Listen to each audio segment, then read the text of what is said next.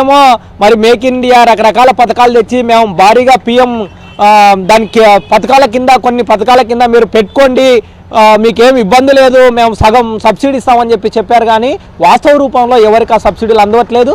వృత్తిదారుల పరిస్థితి కూడా చాలా అధ్వానంగా ఉంది. మన రాష్ట్రంలో కూడా దాదాపు 18 రకాల వృత్తులకు పిఎం విశ్వకర్మ కింద మీరు ట్రైనింగ్ తీసుకోండి అన్నారు. ట్రైనింగ్ తీసుకుంటే రోజుకి 500 ఇస్తా ఉన్నారు. ఇప్పటిదాకా ఒక్క ట్రైనింగ్ తీసుకున్న వారికి కూడా ఆ డబ్బులు పడలేదు. దానికి సంబంధించి పథకం పెట్టారు తప్ప దానికి మాత్రం నిధులు విడుదల చేయట్లోన కేంద్ర ప్రభుత్వం చాలా అన్యాయంగా వ్యవహరిస్తుంది. కాబట్టి వృత్తిదారులకు కూడా వాళ్ళకి ఇచ్చిన హామీల ప్రకారం వాళ్ళకి నిధులు విడుదల చేయాలని చెప్పేసి మేము కోరుతున్నాం. ప్రధానంగా ఆంధ్రప్రదేశ్కి సంబంధించి ఆంధ్రప్రదేశ్ని అడుగడుగున కేంద్ర ప్రభుత్వం అన్యాయం చేస్తుంది. గతంలో మేము 2014 నుంచి కూడా యూత్ కానీ ఆంధ్ర ప్రజలు అనేక సార్లు కోరుతున్నారు.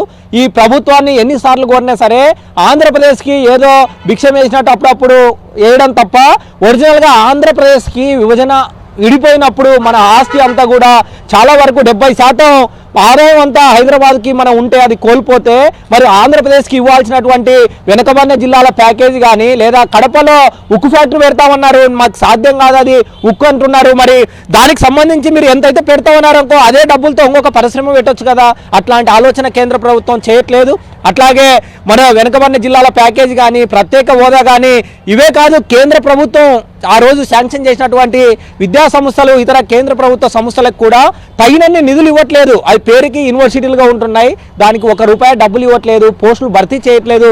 చేయకపోవడం వల్ల ఈరోజు వాళ్ళు ఇచ్చింది జస్ట్ మాటలలో రోజు మాటలలో తప్ప వాళ్ళ విజన్లు వాళ్ళ మాటలలో తప్ప అసలైనటువంటి అభివృద్ధి అనేది కనపడడం లేదు. అటు కేంద్ర ప్రభుత్వం కానీ రాష్ట్రంలో ఉన్న ముఖ్యమంత్రి గారు కూడా రోజు అసలు ఇంత పెద్ద ఛాతి ఉన్నటువంటి ప్రధానమంత్రి ఉన్నాడు, మనకు అన్ని సమకూరుస్తాడని చెప్పేసి ఇట్లా గొప్పలు చెప్తున్నాడు. కానీ నేను చంద్రబాబు నాయుడుని కూడా కోరేదేమంటే ఈ సందర్భంగా చంద్రబాబు నాయుడు ఎంపీలు కానీ లేదా వైఎస్ఆర్ ఎంపీలు కానీ జనసేన ఎంపీలు కానీ పార్లమెంటులోన మన రాష్ట్రానికి రావాల్సినటువంటి నిధులు విభజన హామీలకు ఫైట్ చేయాలని చెప్పేసి మేము కోరుతున్నాం.